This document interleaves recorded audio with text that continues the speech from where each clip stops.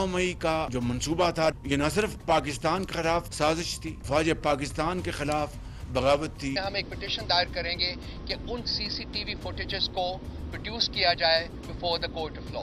9 मई को पाकिस्तान की असास की रेड लाइन, पाकिस्तान के वजूद की रेड लाइन, शहीदों के खून की रेड लाइन क्रॉस हुई थी। एक जुडिशियल कमीशन बनाया जाए जो कि इस वाकये की ट्रांसपेरेंट तरीके से तहकीकात करे। अस्सलाम वालेकुम नाज़रीन, आप रूबरू प्रोग्राम देख रहे हैं और मैं हूं आपका मेज़बान शौकत बराचा। अजीब सूरत हाल है हमारे मुल्क के साथ। मैं लेट 80s फिर 90s और उसके बाद इस सदी में अब 24 साल हो गए। हर दूसरे तीसरे साल के बाद हमारा मुल्क अदम इस्तेहकाम का शिकार हो जाता है, बहरान आ जाता है। पहले 2-3 साल के बाद आता था, अभी तो कुछ सालों से हम मुस्तकिल बहरान का शिकार हैं। ये मसला क्या है हमारे साथ? वैसे 9 मई 1 साल हो गया, इन देखती आंखों ने वो सानिया देखा था और ये आंखें शर्म से झुक गई थीं जब शरपसंद शुहदा की यादगारों की बेहुरमती कर रहे थे। इन सुनते कानों ने बाद में वो कॉलें भी सुनी जिसमें कहा जा रहा था कि अच्छा फ़लाँ फ़लाँ रोड अगर बंद है तो आप दूसरे रोड से आ जाएं क्योंकि GHQ पे पथराव करना है। पूरा 1 साल गुजर गया, लेकिन अभी तक पता नहीं किसको क्या सज़ा मिली। मुझे तो एज़ आ पाकिस्तानी शहरी इल्म नहीं है। इसमें सुप्रीम कोर्ट ने पहले स्टे दिया, पहले वेकेट किया केस, फिर स्टे के बाद ये आया कि जी आप केस तो सुने लेकिन जिनको सज़ाएं देनी हैं उनका अभी फ़ैसला मत सुनाएं।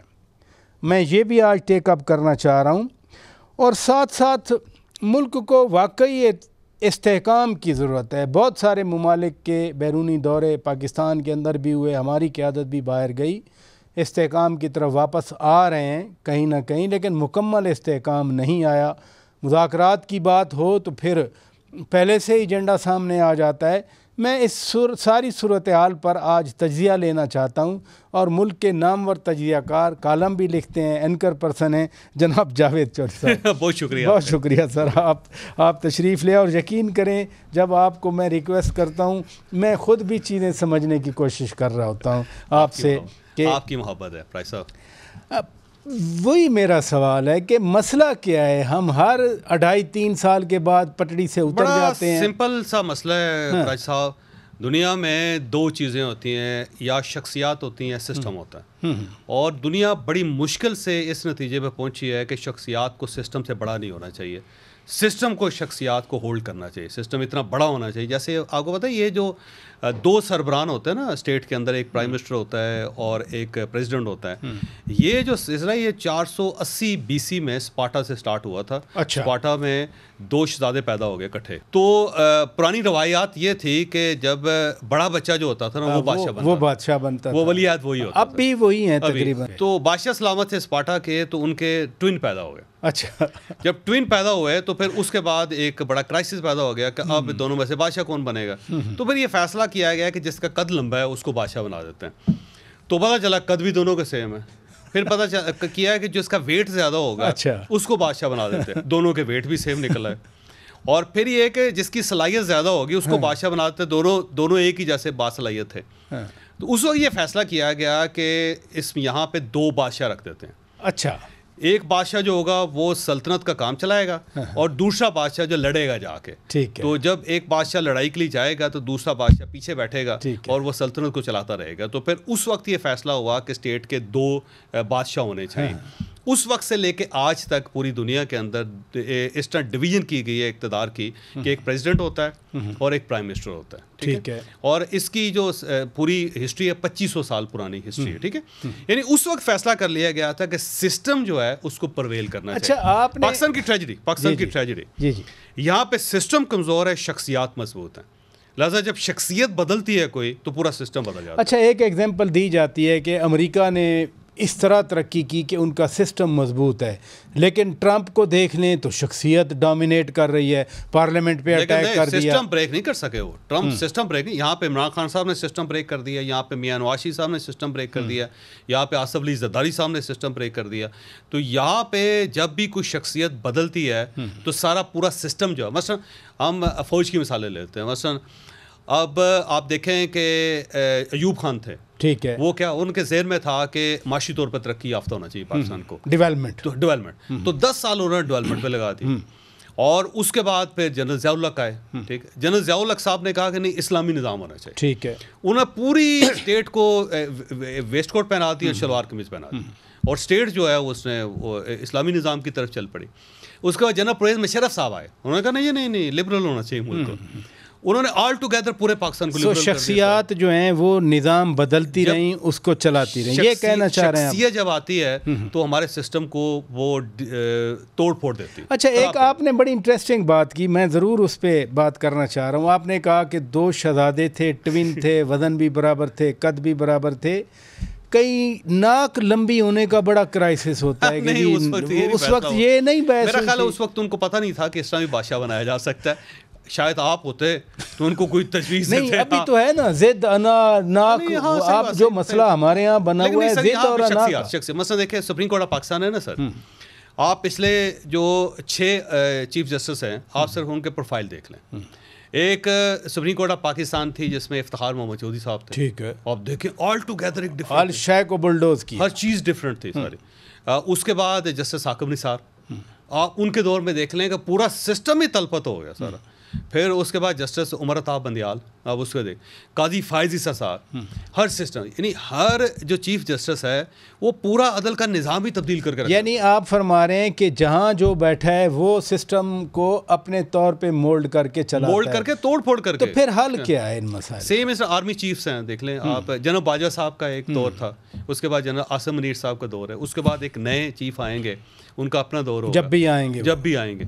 तो अब एक और इशू पाकिस्तान का ये है कि एस्टैब्लिशमेंट बहुत तगड़ी है। वैसे दुनिया पूरी में एस्टैब्लिशमेंट तगड़ी होती है, इसमें कोई शक नहीं है, लेकिन पाकिस्तान की एस्टैब्लिशमेंट जो है उसकी मजबूती ज़ाहिर हो गई है। पता चल गया दुनिया को कि जो कुछ भी होगा वो रावलपिंडी से होगा, इस्लामाबाद से नहीं होगा। नहीं, अगर रिचर्ड आर्मिटेज एक फ़ोन कॉल करके पूरी पॉलिसी तब्दील करा लेते हैं तो ये तो एस्टैब्लिश्ड है ना। रिटर्न वो जो आर्मिटेज है ना, उसकी बात 3 साल बाद पता लगती है जब वो वहाँ पे किताबें लिखी जाती है। जी, इधर भी लिखी गई ना, यहाँ पे तो फौरी तौर पे पता चल जाता है कि फ़ोन आ गया, ये बंदा आ गया, और उसके बाद हर चीज़ बदल गई सारी। तो अब ट्रेजेडी यही है कि अब देखें वहाँ पे जो सेंटर है पावर का, जब वो चेंज होता है तो पाकिस्तान के अंदर गवर्नमेंट भी चेंज हो जाती है, गवर्नमेंट की फ़िलासफ़ी भी चेंज हो जाती है। मसलन जनरल बाजवा साहब के दौर में आप देख लें, और जनरल आसिम मुनीर साहब के दौर में अब एक पूरा इदारा बना है जो इन्वेस्टमेंट्स लेके आ रहा है, SIFC। तो SIFC जो है वो जनरल आसिम मुनीर साहब का ब्रेन चाइल्ड है, और पूरी स्टेट जो है ना वो उसके साथ चल रही है। कल अगर कोई और आएंगे चीफ तो कहेंगे इसको बंद करें, वो तो खैर प्राइमरीली और हम अफगानिस्तान और इंडिया के साथ ट्रेड शुरू कर रहे हैं। नहीं, वो तो प्राइमरीली ये है कि 1 विंडो आप दे दें, जो भी आए वो उसके मसाइल, जो लोग भी कह रहे थे ना बाहर वाले, होना चाहिए, लेकिन इसकी क्या गारंटी है कि ये अगले 3 साल भी चलेगा? ये बिल्कुल वैलिड सवाल है।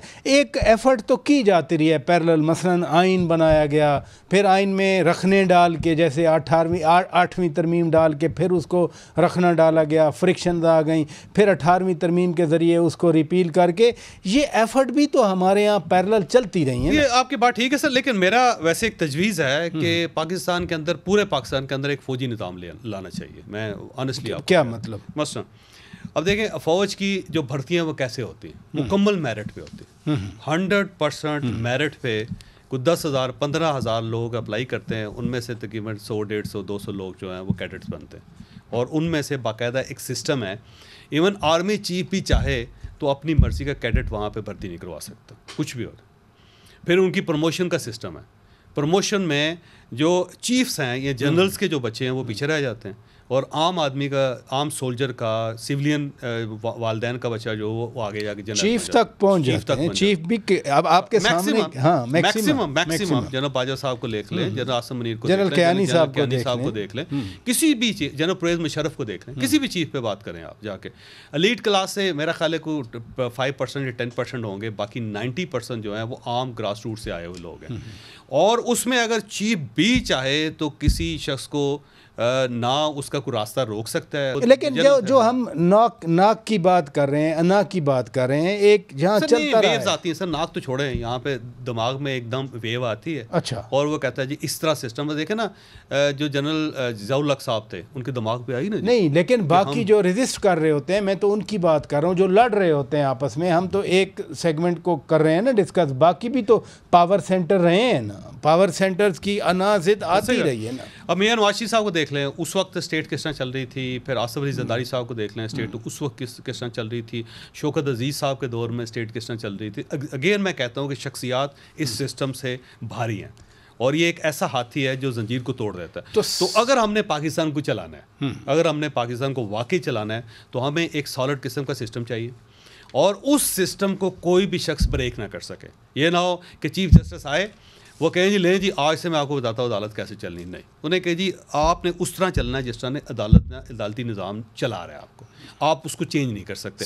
आर्मी चीफ आए, वो कहें जी ले जी मैं आपको दोबारा तब्दील करके बताता हूँ कि हमने कैसा करना है। नहीं, वो कहेंगे नहीं जी जो सिस्टम है उसके मुताबिक आपने काम करना है। प्राइम मिनिस्टर कहेगा ले जी मैं आपको बताता हूँ कि पाकिस्तान कैसा चले। नहीं जी नहीं, सिस्टम चले। मुझे चौर साहब ब्रेक लेनी है। नाजरीन, ब्रेक के बाद जब वापस आएंगे, साल पूरा हो गया, 1 साल हो गया सानिया 9 मई को। ये बहुत बड़ा सानिया था, ये पाकिस्तान में पहले कभी ऐसा नहीं हुआ था और ना किसी ने सोचा था।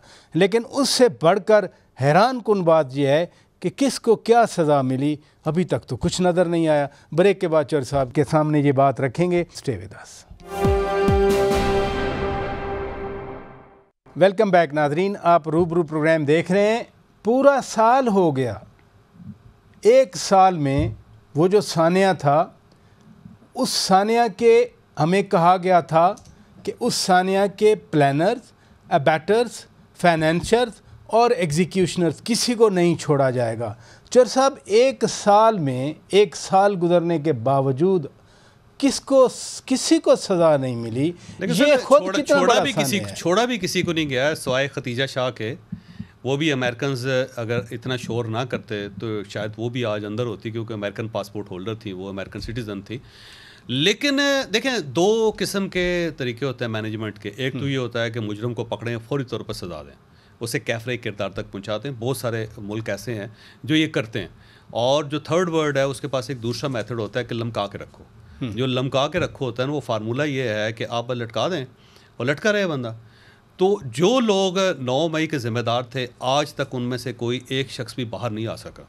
और जो लोग बाहर हैं उनके ऊपर तलवार है, केसेस उनके भी ख़त्म नहीं हुए। मसलन इमरान खान साहब के केसेस स्टार्ट होने वाले 9 मई पे। अच्छा, ठीक ठाक खौफनाक किस्म के केसेस स्टार्ट होने वाले। अच्छा, और अगर फ़र्ज़ करें कि ये जो उनका केस 190 मिलियन पाउंड का चल रहा है, वो ज़ाहिर हाई कोर्ट में अपील करेंगे उसके ख़िलाफ़, तो ज़्यादा इम्कान ये है कि ये केस जो है ना वहाँ से उनको फ़ायदा हो जाएगा, रिलीफ मिल जाएगा। इस केस में भी साइफर केस में ऑलमोस्ट मिल गया, इद्दत वाले केस में मिल गया। तो आप ये समझेंगे सर, तोशा खाना पे नैब ने नया केस भी मतलब नई तलवार है, नया लमकाव है ना एक, सही। तो अगला जो लमकाव है वो है 9 मई का। अच्छा। और वो ज़्यादा खौफनाक केसेस होंगे। और उन केसेस में ये जो अदालतें हैं, हाई कोर्ट है या सेशन कोर्ट्स हैं या सुप्रीम कोर्ट, रिलीफ नहीं दे सकेगी उसमें। नहीं, लेकिन तो उससे पहले कानून साजी होगी, उससे पहले बाकायदा कानून साजी होगी इसमें। अच्छा, नई कानून साजी होगी जिसमें अदालतें कुछ नहीं कर सकेंगे उस पर। तो अब उसका जो दूसरा फार्मूला है ना, वो यहाँ पे लग रहा है कि साल हो गया, लोग अंदर हैं।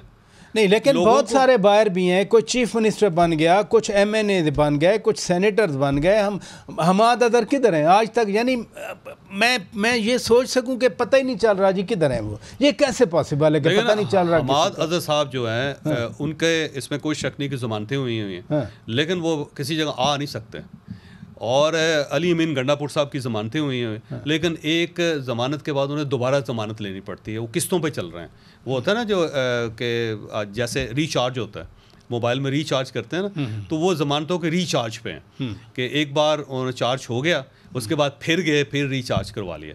तो एक मुसलसल तलवार उनके सर पे है। जिस दिन चूँ करेंगे ना, वो तलवार गिरेगी उनके नहीं, but on the other side वो भी कहते हैं, PTI वाले कहते हैं कि जी हम मुलव्वस नहीं हैं, आप जुडिशल कमीशन बना दें, जुडिशल कमीशन इंक्वायरी कर ले कि हमने किया है या हमारे ऊपर थोपा जा रहा है। नहीं सर, वो डबल माइंडेड है पाकिस्तान तहरीक इंसाफ। कभी वो कहती है जी कि हमने नहीं किया, जब वो कहते हैं हमने नहीं किया तो जिन लोगों ने किया है उनको सपोर्ट भी कर रहे हैं, उनको वो टिकट्स भी जारी कर रहे हैं। अब सनम जावेद साहिबा देखें, और 2 बार पहले उनको MNA बनाने की कोशिश की गई, फिर सेनेटर बनाने की कोशिश की गई, और साथ वो कह रहे हैं कि 9 मई में हम मुलव्वस भी नहीं है, जबकि सनम जावेद साहिबा की जो क्लिप्स हैं सारे के सारे। फिर हसान न्याजी साहब हैं जिनके ऊपर ये इल्ज़ाम है कि उन्होंने वर्दी लहराई थी और उसकी फुटेज है बाकायदा। तो साथ वो हसान न्याजी साहब को टिकट देने की कोशिश भी कर रहे थे, उनको ओन भी करते हैं। इमरान खान साहब कहते हैं कि 9 मई एक चीज़ है वैसे, एजाज चौधरी साहब जो हैं उनकी बाकायदा ऑडियोज़ हैं, वीडियोज़ हैं, यास्मीन राशिद साहबा की ऑडियोज़ हैं, वीडियोज़ हैं, अली अमीन गंडापुर साहब का बाकायदा डायरेक्शन है कि आप ये करें, अली नवाज अवान साहब हैं, सारे ये सारे, शहरयार आफरीदी साहब हैं, शानदाना गुलजार साहब हैं, इन सब की ऑडियोज़ और वीडियोज़ हैं सारे। तो वो शानदाना गुलजार साहब तो MNA बन गए, आपके सामने हैं वो। लेकिन पाकिस्तान तहरीक इंसाफ ये कहती है कि 9 मई में हम जिम्मेदार भी नहीं हैं, और साथ उन तमाम लोगों को जिनके ऊपर केसेस हैं, जिनकी ऑडियोज़ और वीडियोज़ हैं, जिनको वहाँ पे आइडेंटिफाई कर लिया गया है, उनको सपोर्ट भी कर रहे हैं। अच्छा देखें ना, वैसे जो पॉलिटिशियन होते हैं और जिनको ये ट्रेनिंग हो कि आपने एग्रेसिव पॉलिटिक्स करनी है, आपने दबाव रखना है, कुर्सिव आपने स्टेटमेंट्स देनी है, वो ऐसे बयानात देते हैं। मसलन अभी वज़ीर आला होते हुए अली अमीन खान कह रहे थे कि इस्लामाबाद पे हम कब्ज़ा करेंगे, हम किसी की बदमाशी। So is this tantamount to aggression के हम उनको 9 मई में इम्प्लीकेट कर लें? नहीं, इस तरह नहीं हो सकता ना सर। जैसे कि मैं आपको कहता हूँ कि जी मैं प्राचा साहब आपको कत्ल कर दूँगा, कह दिए, लेकिन मैंने किया तो नहीं है ना। ये कहना एक चीज़ होती है। इसी चीज़ को एस्टेब्लिश करने के लिए वो कहते हैं जुडिशल कमीशन बना दें। वो जुडिशल कमीशन वैसे बन जाएगा, हाँ ये उनकी ख्वाहिश है, वो मेरा ख्याल है पूरी हो ही जाएगी। अच्छा, हाँ, और फिर उससे भाग जाएंगे, और जुडिशल कमीशन में जिस जज साहब को लगाया जाएगा ये उनको एक्सेप्ट ही नहीं करेंगे, और फिर इन्वेस्टिगेशन को एक्सेप्ट नहीं करेंगे, फिर रिपोर्ट को एक्सेप्ट नहीं करेंगे, क्योंकि पाकिस्तान तहरीक इंसाफ की ट्रेजेडी ये है कि मानते नहीं है। अच्छा नहीं, कुछ भी ये नहीं मानते, लेकिन अब देखें ना, मैं अब सुप्रीम कोर्ट में चूंकि ये जो स्टे आया था, शहद होती है ना, उसके अंदर भी मीठा कम होता पाकिस्तान नहीं। देखें ना, आर्मी एक्ट में तरमीम की गई, ऑफिशियल सीक्रेट एक्ट में तरमीम की गई, फिर एक बेंच ने कहा कि नहीं, ये नहीं हो सकता कि मिलिट्री कोर्ट ट्रायल हो, फिर वो दोबारा पटिशन भेजी, हुकूमत ने भेजी, आपको याद होगा, और उसके ख़िलाफ़ फिर स्टे हो गया कि जी आप ट्रायल तो करें, फैसले मत सुनाएं, सिर्फ वो फैसले सुना दें जो बेकसूर। फैसले का पाकिस्तान तहरीक इंसाफ को नुकसान हुआ है सर, फ़ायदा तो नहीं हुआ ना। नहीं, अगर फ़र्ज़ करें कि ट्रायल हो जाते तो लोग अपील में चले जाते, हाई कोर्ट्स आ जाते, सुप्रीम कोर्ट ऑफ पाकिस्तान चले जाते, हो सकता है उनकी सज़ाएं माफ़ हो जाती, तो वो जो स्टे आर्डर है उसका पाकिस्तान तहरीक इंसाफ को नुकसान हुआ, बट सज़ाएं तो नहीं मिली ना। लटके हुए, देखें ना, उस स्टे की वजह से साल से केसेस लटके हुए हैं ना सर, लोग जेलों में पड़े हुए हैं। और अगर आप फैसला सुना दें, मतलब किसी को साल की सज़ा हो जाती, 2 साल की कैद हो जाती, वो अपील कर सकता था, अभी तो आप बगैर अपील के जेलों के अंदर पड़े हुए हैं।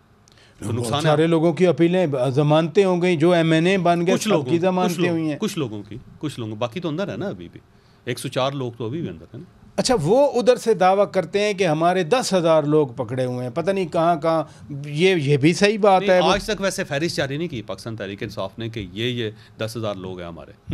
हाँ, कोई लिस्ट आई आपके पास अगर कोई है तो? नहीं, वो तो लिस्ट सिर्फ जो सरकार की तरफ से आई कि 102 लोग हैं जिनका ट्रायल चल रहा है, और बाकी उनमें से कुछ लोगों को रिहा भी कर दिया। अच्छा, इसमें जो एनॉमली है on the part of our civil courts, फ़ौज ने अपना एहतसाब कर लिया था, वो बाकायदा उन्होंने बताया था कुछ ऑफिसर्स का कि हमने उनका ट्रायल किया है, लेकिन ये वाला पैरेलल सिस्टम क्यों नहीं फिर काम कर रहा? देखिए, वो ट्रेजेडी है पाकिस्तान के अंदर। इस वक्त भी 21 लाख केसेस जो हैं वो अदालतों के अंदर पेंडिंग है। पिछले साल कुछ 40,000 केसेस जो थे वो हल हुए थे, 41,000 केसेस का फैसला हुआ, 40,000 केसेस और आ गए थे, और 4,500 cases supreme court of Pakistan के अंदर इंक्रीज़ हो गए हैं, 57,000 केसेस हो गए हैं, 52,000 केसेस होते थे। तो ये पाकिस्तान की ट्रेजेडी है कि यहाँ पे कोई शख्स भी केस करते हुए देर नहीं लगाता, और फिर वो प्रोसेस शुरू हो जाता है जो स्टेट का ऊपर बर्डन है। मेरा ख्याल है इसके बारे में फ़ैसला हमें करना पड़ेगा कि कौन सा केस है जो आ सकता है अदालतों के अंदर, कौन सा केस है जो अदालतों में नहीं आना चाहिए। तो एक पूरा लॉ और जस्टिस का सिस्टम जो है ना वो रीवैम्प होना चाहिए पाकिस्तान के अंदर, उसे दोबारा बनाना चाहिए। एक ट्रेजेडी है, और यही वजह वजह है कि अगर ये पाकिस्तान तहरीक इंसाफ के लोग अगर अदालतों में होते, मैं अगेन ये कहता हूँ अदालतों में होते तो घर में बैठे होते सारे के सारे, यानी सबको रिलीफ मिल जाता, कहीं ना कहीं से रिलीफ मिल जाना था। तो फिर ये यानी फिर तो वो सही कहते हैं कि हम नहीं इन्वॉल्व थे। अगर आपकी नज़र में उनको रिलीफ मिल जाता तो फिर अगर इन्वॉल्वमेंट है तो रिलीफ कैसे मिलता? वो तो आपका जस्टिस सिस्टम आपके सामने, वो जब प्रूव करने की बारी आती तो प्रूव तो कोई नहीं कर सकता। बेशक आसिफ जरदारी को 14 साल जेल में रखें, आखिर में शाहिद खान अब्बासी, मिफ्ताह इस्माइल आपके सामने सारे, इतना 6 साल केस चला है, ईडियाँ रगड़ के वो बेचारे, और उसके बाद पता चला कि नैब ने कह दिया हम तो साबित नहीं कर सकते। मियां नवाज शरीफ का केस है, मियां शहबाज शरीफ का केस है, कितने आसिफ अली जरदारी साहब के केस है, कितने। और जब नैब से पूछा जाता है आखिर में, जो नई नैब होती है, अगेन मैं कहता हूँ कि शख्सियत, एक शख्सियत आती है पूरा नैब बदल जाता है, दूसरी शख्सियत आती है पूरा नैब बदल जाता है, आपके सामने सर। अच्छा, आपने बड़ी इंटरेस्टिंग बात की कि ये तलवार जो है सज़ाएं ना मिलने वाली, साल के बावजूद ये PTI के सरों पे है, बट जिनके सर पे तलवार लटक रही होती है वो अपना एजेंडा इन्फोर्स करने की बात नहीं करते। PTI तो इस वक्त अपना एजेंडा इन्फोर्स करने की बात कर रही है कि हम मुज़ाकरात करेंगे सिर्फ 2 इश्यूज़ पे, कि खान साहब को बाहर निकाला जाए और हमारा मैंडेट वापस किया जाए। मुज़ाकरात में मैं बात करता हूँ नाज़रीन, एक ब्रेक के बाद। Stay with us. Welcome back नाज़रीन। आज हमारे रूबरू हैं जनाब जावेद चौधरी साहब। चौधरी साहब, मुज़ाकरात की बात हो रही है, बात खुद PTI करती है कि जी हम बातचीत के लिए तैयार हैं, शहरयार आफरीदी साहब आके कोई बात करते हैं, फिर बैरिस्टर गौहर खान कोई बात करते हैं, हुकूमत के कुछ हल्के कह रहे हैं कि जी ये NRO मांग रहे हैं। आपकी नज़र में वाकई NRO मांग सर? देखिए, पाकिस्तान तहरीक इंसाफ के अंदर 2 ग्रुप हैं इस वक्त। एक पुराना ग्रुप है जो पुराने सियासतदान थे, जिसमें शहरयार आफरीदी है, अली मोहम्मद खान साहब हैं, मुराद सईद हैं, उसके अंदर शबली फराज साहब हैं, फिर असद कैसर साहब हैं। ये वो सारे लोग हैं जो पार्टी के पिलर होते थे और ये पार्टी के साथ होते थे, लेकिन सियासी पिलर थे। जब 9 मई हुआ तो उसके बाद ये पीछे चले गए और एक स्पेस क्रिएट हुई, तो इमरान खान साहब नए खिलाड़ियों को ले, उन्होंने एक नई टीम बना ली जिनमें मोस्टली लॉयर्स हैं। अब ये जो लॉयर्स हैं इन्होंने कब्जा कर लिया पार्टी के ऊपर, और जो पुराने लोग जब वापस आए हैं तो उन्होंने देखा कि उनकी कुर्सियों पे कोई और बैठा हुआ है, तो उनको बड़ी तकलीफ है। वही चाहते हैं कि इनको उठाया जाए फौरी तौर पे, और खान साहब को भी वो कहते हैं कि उठाएं। खान साहब ये कहते हैं कि अगर इनको उठा दिया तो आप लोग तो एतबारी है नहीं, आप तो साल छुपे रहे हैं, तो आपके ऊपर मैं अगर इत्तफाक करूँगा। शहरयार आफरीदी जेल में रहे, अली मोहम्मद खान जेल में रहे, असद कैसर साहब के खिलाफ केस वो खान साहब का ख्याल ये है कि जो आराम से आ गए हैं ना, वो मेरे नहीं है। हाँ उनका और वर्जन है। तो इन वकला के बारे में उनको यकीन है कि ये उनके हैं? खान साहब को यकीन है? खान साहब कहते हैं कि अभी तो खेल रहे हैं ना, अच्छा, अभी बॉलर बॉलिंग करवा रहा है, बैट्समैन खड़ा है सामने, तो मुझे इनका फ़ायदा है, बजाय इसके कि मैं उन लोगों का इंतज़ार करता रहूँ जो कहीं दूर बैठे हुए पहाड़ों पर, कि वो आएंगे तो बैटिंग करवाएंगे, आएंगे तो बॉलिंग करवाएंगे। अब वो जब वापस आए ना पुराने लोग, तो उन्होंने देखा कि कुर्सियों के ऊपर तो लोग बैठे हुए हैं, तो वो चाहते हैं कि इनको उठाया जाए किसी न किसी तरीके से। तो पहले तो खान साहब को कहते हैं, खान साहब वो इसको बाय करने के लिए तैयार नहीं। सरदार खान साहब को इन सब की ज़रूरत है, उन्हें पता है कि अगर मैंने इनको उठा दिया, मेरा केस लड़ने के लिए बंदा कोई नहीं होगा, और मेरे पास फीस भी नहीं है, पैसे भी नहीं है कि मैं पैसे दे के वकील हायर कर लूँ। ये 2-2, 3-3 करोड़ रुपए लेने वाले तो देखें वो 40-50 वकील दिन रात लगे हुए हैं मुफ्त में। तो इमरान खान साहब अगर उनको फारिग कर देंगे तो इमरान खान साहब फारिग हो जाएंगे केस लड़ने के। लेकिन वो ये शहरयार आफरीदी साहब जो बात कर रहे हैं ना, वो इनको एम्बैरस कर रहे हैं, वकला को। क्या वकला मुज़ाकरात के मुखालिफ हैं? गौहर खान साहब जो हैं वो देखें, गौहर खान साहब की है कि जी कोई मुज़ाकरात नहीं हो रहे, और जिस दिन होंगे मैं आपको बताऊंगा, पब्लिकली होंगे। शहरयार आफरीदी साहब कह रहे हैं कि होने चाहिए, अली मोहम्मद खान साहब कह रहे हैं होने चाहिए, शहरयार आफरीदी साहब तो कह रहे हैं जल्द होंगे, तो ये कह रहे हैं वो। तो वो एक तो डिवीजन है इसके अंदर। दूसरी बात ये है कि एक लेवल पे मुज़ाकरा चल रहे हैं, लेकिन खान साहब के लेवल पे मुज़ाकरात नहीं हो रहे। With the permission of Khan साहब या without permission of Imran Khan साहब। मसलन अली अमीन गंडापुर साहब के रेगुलर हैं, उनके बाकायदा मुज़ाकरात हो रहे हैं, उनकी बाकायदा गुफ्तगू होती है ठीक ठाक कैसे, दोनों एक दूसरे के साथ चल रहे हैं, दोनों एक दूसरे को चाय पिलाते हैं, खाना खिलाते हैं, ठीक है, और उनके हर किस्म की गुफ्तगू उनके दिल। अली अमीन खान गंडापुर, अली अमीन गंडापुर किन के साथ मुज़ाकरात? एस्टैब्लिशमेंट के साथ। अच्छा जी। इसी तरह शिबली फराज साहब जो हैं, उनकी अपनी रूट्स हैं बाकायदा और फ़ौज के अंदर, और फ़ौज उनका बड़ा एहतराम करती है, इसलिए शिबली फराज साहब ने कभी अफवाज पाकिस्तान के खिलाफ बात नहीं की, और उनकी बाकायदा दोस्ती हैं इसमें, क्योंकि खुद एयरफोर्स में रहे हैं, आपको पता होगा। तो वो शिबली फराज साहब के भी चल रहे हैं। उमर अयूब साहब जो हैं वो general field marshal general Ayub Khan साहब के पोते हैं। तीसरी नस्ल है उनकी सियासत में। और बल्कि जब उनके वालिद साहब का इंतकाल हुआ था तो उस वक्त ये ज़ेर ज़मीन थे उमर अयूब साहब, लेकिन ये अपने वालिद के जनाजे में भी गए, आए थे, रिसीव भी किया था और वहाँ पे दूसरे लोग भी थे और किसी ने उनको गिरफ्तार नहीं किया। उसके बाद फिर ये रपोश हो गए, तो उनके मुज़ाकरात भी चल रहे हैं। लेकिन इन तीनों के पास फार्मूले हैं। अली अमीन गंडापुर साहब के पास फार्मूला है, उमर अयूब साहब के पास एक फार्मूला है, शिबली खान साहब के पास अलग-अलग फार्मूला कि हम कैसे मामलात को लेकर चल सकते हैं। लेकिन इमरान खान साहब उसे बाय करने के लिए तैयार नहीं। इमरान खान साहब कहते हैं कि अगर मुज़ाकरात होंगे तो डायरेक्ट मेरे साथ नहीं। एक बात है, मसलन गौहर खान भी बाहर आए ना तो वो कहते हैं कि हाँ खान साहब ने मुज़ाकरात का कहा है करें, लेकिन हमारी जो है ना ये दो शराइत हैं। अब मैं शराइत पे बाद में आता हूँ। हुकूमत जब ये कहती है कि वो मुज़ाकरात का खुद शोशा छोड़ के कार्ड फेंक के वो NRO मांग रहे हैं क्या? देखो इमरान खान साहब NRO तो मांगेंगे ना जी। ये ऐसा क्यों मुज़ाकरात करेंगे कि जिसमें गौहर खान या उमर अयूब साहब प्राइम मिनिस्टर बन जाए और इमरान खान साहब अडयाला जेल में रहें? तो इमरान खान साहब को क्या फ़ायदा होगा? इमरान खान साहब तो सिर्फ दो इशूज़ पे मुज़ाकरात करेंगे कि मुझे प्राइम मिनिस्टर बनाया जाए और अगर मुझे नहीं बनाते बुशरा बीबी को बना दें, ठीक है? वो तो इस चीज़ पे मुज़ाकरात करेंगे। बुशरा बेगम साहिबा वज़ारत उज़्मा की उम्मीदवार हैं, क्यों नहीं बन सकती जी? मुझे नहीं, मैं आपसे पूछ रहा हूँ। सवाल है, हम आज़ाद आइन तो बाहर नहीं करता, पढ़ी लिखी खातून, आइन पाबंदी नहीं लगाता। और खान साहब अपनी बेगम को क्यों नहीं बना सकते? अच्छा, अब दो शराइत जो पेश करते हैं, वैसे चाहते भी हैं, वैसे इसमें हर्ज कोई नहीं है। खान साहब कहते हैं कि उनको प्राइम मिनिस्टर बना दें। नहीं, खान साहब ये भी कहते हैं कि मेरे घर का कोई फ़र्ज जो है वो मौरूसी सियासत के ख़िलाफ़ जो बात करते हैं, फिर ये कैसे एडजस्ट होगी? तो अब देखिए सर, मसला वही है ना कि अगर खान साहब नहीं बन सकेंगे तो किसी न किसी को तो बनना है ना।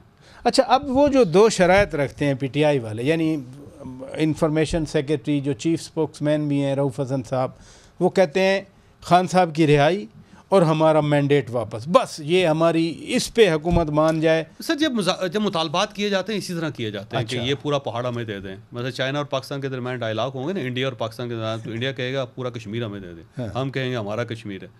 मुतालबा इसी तरह किया जाता है। सिर्फ बात मुतालबात की नहीं है। इन्होंने वाइट पेपर शाये किया पिछले हफ्ते।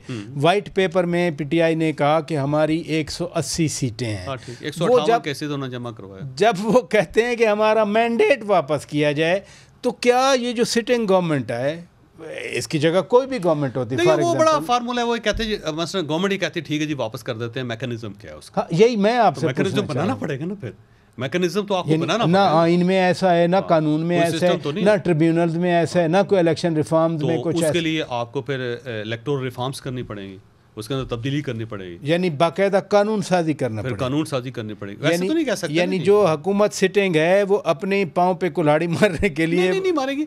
उसका ये डायलॉग फिर इसी तरह होता है सर, उसी में 4-5 साल गुजर जाते हैं बड़ी आसानी से। जैसे कि कश्मीर पे हमने 78 साल गुजार दी ना पाकिस्तान और इंडिया ने, डायलॉग ही चल रहा है ना जी। तो वो कहते हैं हमारा है, हम कहते हैं हमारा है, तो काम चल रहा है। सेम इसी तरह जब दोनों टेबल पे बैठेंगे तो मुतालबात तो दोनों साइडों से बड़े सख्त होंगे, लेकिन आहिस्ता आहिस्ता 12,000 रुपये पे सौदा हो जाएगा। ये आपको कब तक टेबल पे बैठते नजर आ रहे हैं फॉर्मली? जैसे वो इस साल तो नहीं, इस साल तो नहीं, अगले साल हो सकता है, अगले साल यानी 2025 में। और उस वक्त तक जब गवर्नमेंट अपने आप को एम्पावर नहीं कर लेती, कोई माशी तौर पर पाकिस्तान बेहतर नहीं हो जाता, कोई परफॉर्म नहीं कर लेते, जब परफॉर्म कर लेंगे तो इनकी पोजीशन ज़रा तगड़ी हो जाएगी। 2025 क्यों कह रहे हैं आप? वजह ये साल तो गवर्नमेंट चलने दें ना। आप क्यों चाहते हैं कि जल्दी ख़त्म हो जाए मामला?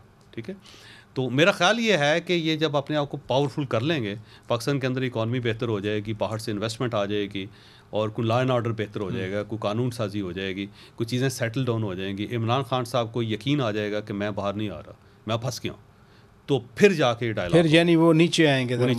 पीपल्स पार्टी मुज़ाकरात की हमेशा हामी रही है। आसिफ जरदारी साहब सदर पाकिस्तान को मफाहमत का बादशाह कहा जाता है। पीपल्स पार्टी PTI के साथ मुज़ाकराती अमल में कैसे, क्यों मामिन साबित हो सकती है या नहीं? उन्होंने बड़ी ट्राई की थी पाकिस्तान पीपल्स पार्टी ने कि इमरान खान साहब के साथ मामला तय हो जाएं, लेकिन वो हो नहीं सके। उसकी वजह यह है कि पाकिस्तान मुस्लिम लीग नून और पाकिस्तान पीपल्स पार्टी दोनों एक दूसरे की हरीफ हैं, दोनों हरीफ हैं। ये तो इमरान खान साहब की मेहरबानी जिसकी वजह से वो इकट्ठे बैठे हुए हैं।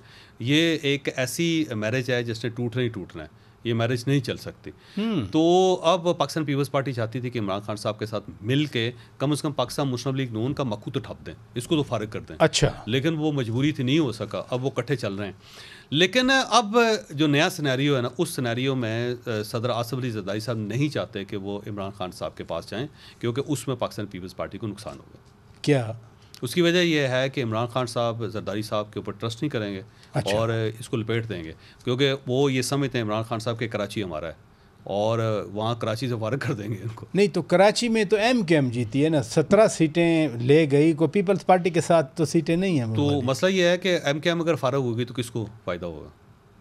वो खान साहब को फायदा, पीपल्स पार्टी को फारिग। अच्छा, राना सनाउल्लाह भी तो मुज़ाकरात के हामी हैं, वो तो कह रहे हैं कि नहीं, वो मुशीर बनने से पहले थे। अच्छा, हाँ, वो मुशीर बनने के बाद मेरा नहीं ख्याल कि राना साहब आप मुज़ाकरात करना चाहते वो तो बने ही सियासी अमूर के मुशीर हैं और फिर मुज़ाकरात नहीं करवाएंगे। मेरा नहीं ख्याल कि इमरान खान साहब के साथ कोई मुज़ाकरात करवा सकें, वो नहीं करवा सकेंगे। इमरान खान साहब के साथ मुज़ाकरात जो है वो कुछ और लोग होंगे। कौन करवाएंगे? कैबिनेट के अंदर ही लोग होंगे। क्या मसलन कौन?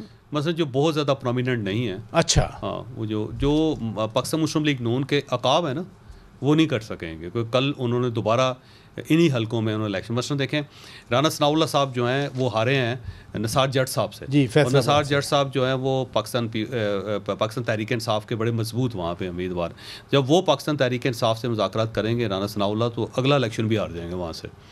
और उसके बाद अगर फ़र्ज़ कर लें कि ख्वाजा आसिफ साहब वहाँ पर रियाना डार साहिबा ने ठीक ठाक 50,000 ज़्यादा वोट हैं रियाना डार साहिबा के, और जिस दिन वो हल्का खुल गया वो फ़ारिग हो जाएंगे ख्वाजा आसिफ साहब, तो ख्वाजा आसिफ साहब तो इमरान खान के पास नहीं जाएंगे। तो बहुत लोग हैं जो इमरान खान साहब के पास नहीं जाएंगे, लेकिन कुछ सेनेटर हैं जिनके कोई हल्के नहीं हैं और थोड़े मसलन कोई एक दो नाम, मतलब आज़म नज़ीर तारड़ साहब हैं। आज़म नज़ीर अच्छा। तारड़ साहब बड़े अच्छे तरीके से कर सकते हैं, उसकी वजह वकील हैं और बार की वो ठीक ठाक सियासत करते हैं। दूसरी साइड पे भी वकील हैं, वो भी बार के सियासत करते हैं, दोनों एक दूसरे के साथ चैम्बर शेयर करते रहे, तो कितना आसान काम है। कौन सा इसको आप उम्मीद की किरण समझते हैं या वो बड़ी आसानी से खोसा साहब के साथ बैठ सकते हैं, वो बड़ी आसानी से हामिद खान साहब के साथ बैठ सकते हैं, वो बड़ी आसानी से एतजाज अहसन साहब के साथ बैठ सकते हैं। ये जो टेक्नोक्रेट्स हैं ना, ये बड़ी आसानी से कर सकते हैं। इरफान सदीकी साहब के हो सकते हैं, इरफान सदीकी साहब और इमरान खान साहब साथ बड़े अच्छे रिलेशन। वो तो सेनेट में कह भी रहे थे ना कि आए हमारे साथ बात करें, क्योंकि इनका हल्का नहीं है कोई। दूसरा इनके आपस में राब्ते भी हैं, तो ये कर सकते। शिबली फराज साहब कर सकते हैं इनके साथ, बड़े आसानी से कर सकते हैं। लेकिन वो लोग जो हल्कों की सियासत करते हैं उनके लिए डिफिकल्ट है। बहुत शुक्रिया, मेरा ख्याल फारिग हो जाएंगे मुज़ाकरात। बहुत शुक्रिया जनाब जावेद चौधरी साहब। नादरीन, अपने मेज़बान शौकत पराचा को इजाज़त दीजिए। खुदा हाफिज़।